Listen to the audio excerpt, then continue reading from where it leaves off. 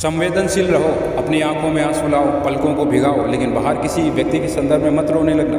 रोना ही है तो सर्वोच्च के लिए, हृदय में चिंता पालनी है तो सर्वोच्च के लिए, परमात्मा के लिए। और तुम क्षुद्र नहीं हो, इसका भाव त्याग दो। तुम्हारे तथाकथित गुरुओं ने तुम्हारे साथ बड़ा छल किया है, तुम्हारी क्षमताओं को अपंग बनाया है। तुम अहम ब्रह्मास्म के अर्थ को समझो, तुम सर्वोच्च हो, अपराधी नहीं। की होगी कभी चोरी, हो गया होगा कोई अपराध, लेकिन उसका भाव अभी तक लेके बैठे हो, मैं परमात्मा का ध्यान कैसे करूं, मैं तो अपराधी हूं। नहीं, तुम अपराधी नहीं हो, तुम सर्वोच्च हो। तिलिस्म के खातों को तोड़कर फेंक दो, आज़ादी निकट खड़ी है, आज़ाद कर लो अपने आप को। और फिर तुम व्यर्थ की चिंता में क्यों पड़ते हो? तुम जिन्हें पूज रहे हो, तुम जिन देवी देवताओं के संदर्भ में तुम्हारे गुरु कथा कह रहे हैं, उनकी दशा को भी समझ लो। वह किस तरह पीड़ित हैं, वह कितनी बुराई में फंसे हुए हैं, वह कितनी बेहोशी में थे या हैं अभी भी। इंद्र के संदर्भ में बलात्कार का ठप्पा लगता है, वह भी झूठ बोलते हैं, चोरी करते हैं, बेईमानी करते हैं। तुम तो 2-4 रुपए की चोरी करते हो, वह तो बड़ी चोरी कर रहे हैं वहाँ पर, और तुम अपराध के भाव से भरे हुए बैठे हो। मैं तुम्हें एक कथा सुनाता हूँ। ब्रह्मा और विष्णु में एक बार युद्ध छिड़ गया, वर्चस्व को लेकर कि कौन सर्वश्रेष्ठ है, और दोनों आपस में झगड़ा कर बैठे। और उन दोनों के बीच में एक ज्वाला फेंकता स्तंभ प्रकट होता है, और स्तंभ कहता है कि तुम दोनों में से वही सर्वश्रेष्ठ कहलाएगा जो इसका आदि अंत खोज कर लाएगा। विष्णु उसके निचले हिस्से को खोजने चले गए और ब्रह्मा ऊपरी हिस्से को खोजने चले गए। विष्णु जब उसकी खोज में गए और उन्हें उसकी खोज का अंत यानी उस स्तंभ का अंत नहीं मिला, नहीं खोज पाए, तो वह नागलोक में अपना मेल मिलाप करते हैं और वापस लौट आते हैं, हार स्वीकार कर लेते हैं, कहते हैं कि मुझे इसका अंत नहीं दिखाई देता है, ये अनंत है। और ब्रह्मा ऊंचाई की ओर बढ़ते हैं, ऊपरी हिस्से में देखते हैं, उन्हें भी अंत दिखाई नहीं पड़ता, लेकिन वो बढ़ते जा रहे हैं। और एक केतकी का पुष्प उन्हें दिखाई देता है गिरता हुआ, और केतकी के पुष्प से ब्रह्मा पूछते हैं, क्या तुमने इस स्तंभ का आदि अंत देखा है? केतकी कहता है, मैं हजारों वर्षों से नीचे गिर रहा हूँ, लेकिन मैंने इसका अंत नहीं देखा है। तो ब्रह्मा उसको लोभ लालच देते हैं कि तुम मेरे संदर्भ में झूठ कह देना कि मैंने इसका अंत देखा है और मैं तुम्हें माला माल कर दूंगा। गाय को भी गवाही के लिए तैयार कर लेते हैं, गाय भी वहाँ खड़ी है, और उनको लेके वो जहाँ विष्णु थे वहाँ नीचे आते हैं और कहते हैं कि देखो ये 2 गवाह खड़े हैं मेरे समक्ष, इन्होंने देखा है कि मैंने इस स्तंभ का अंत देखा है।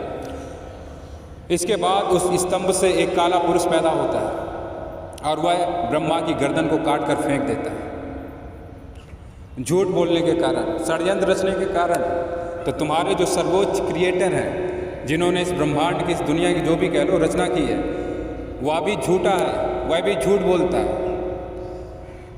और जिन्होंने गर्दन काटी फिर वो आगे चलकर काशी कोतवाल कहलाए। अब मैं तुम्हारे शिवलिंग के संदर्भ में और ध्यान के संदर्भ में एक महत्वपूर्ण सूचना दे दूँ। जानकारों का कहना है कि शिवलिंग की उत्पत्ति वहीं स्तंभ से प्रकट होती है। एक ऐसा आकार जिसका कोई आकार नहीं, वह निराकार है, और आकार से निराकार की ओर जाने वालों को शिवलिंग से होकर गुजरना पड़ता है। इसीलिए मैंने कहा था, ध्यान में बैठने वाले प्रत्येक व्यक्ति को शिव से मिलना ही पड़ेगा। वह संहार के देवता हैं, वह तुमने जो संसार निर्मित कर रखा है उसका संहार कर देते हैं और तुम्हें आज़ाद कर देते हैं हर उस चीज़ से जिसने तुम्हें गुलाम बना रखा है। तो शिवलिंग की उत्पत्ति वहाँ से आती है, जिसका ना कोई आदि है ना कोई अंत है। वह सर्वदा था, सर्वदा है और सर्वदा रहेगा। इसीलिए हम शिवलिंग ही पूजते हैं, उसी को ध्याते हैं, उसी की वंदना करते हैं। हम मूर्ति शिव की नहीं पूजते हैं, हम उनकी तरफ नहीं आकर्षित होते हैं। हम शिवलिंग को हमेशा से अपने सर पर बिठा कर रखें, उसका बड़ा महत्वपूर्ण कारण है। और ध्यानी जब भी ध्यान में प्रवेश करेगा, अगर शिवलिंग के थ्रू जाएगा, शिवलिंग की छवि लेकर ध्यान में बैठेगा, तो मेरा मानना है उसके साथ परिवर्तन और चमत्कार शुरू हो जाता है। शिवलिंग सूचना देता है तुम्हारे अयोनी हो जाने का। शिवलिंग जन्म के संदर्भ में सूचना देता है।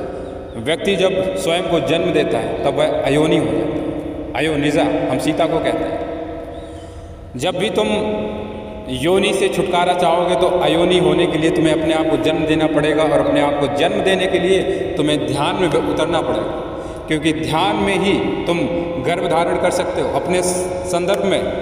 और जिस क्षण तुम खुद को जन्म दे देते हो और तुम पूर्ण परमात्मा कहलाते हो। तुम कोई भी नाम पकड़ लो, कोई भी वस्तु पकड़ लो, कोई भी मूर्ति पकड़ लो, उसकी आराधना शुरू कर दो।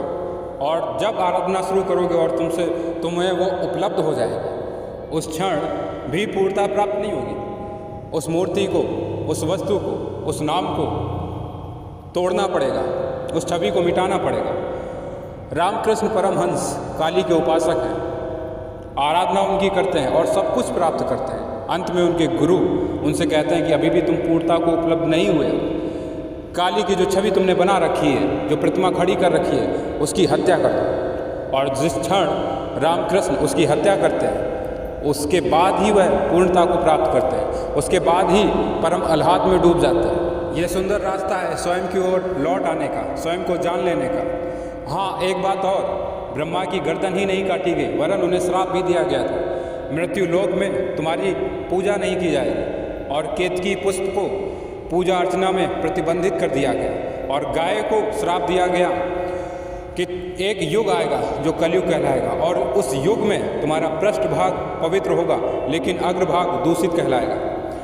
संस्कृति के जानकार लोग कहते हैं कि गाय, क्योंकि हिंदू सनातन धर्म में गाय का बड़ा महत्व है और गाय के शरीर में देवताओं का निवास है, इसलिए इस युग में गाय का जो पृष्ठभाग है वह तो पवित्र है लेकिन अग्रभाग दूषित है। अब एक बात और, जब तुम्हारे देवी देवता इस प्रतिस्पर्धा में जूझ रहे हैं, वर्चस्व की लड़ाइयाँ लड़ रहे हैं, चोरी झूठ उनके सर पर सवार है, तो फिर तुमने भी कुछ थोड़ा अपराध कर लिया, थोड़ी चोरी कर ली, तो उस भाव को लेकर क्यों बैठे हुए? पूर्णता में खेलना है तो सबसे पहले अपराध के भाव को मिटाना पड़ेगा।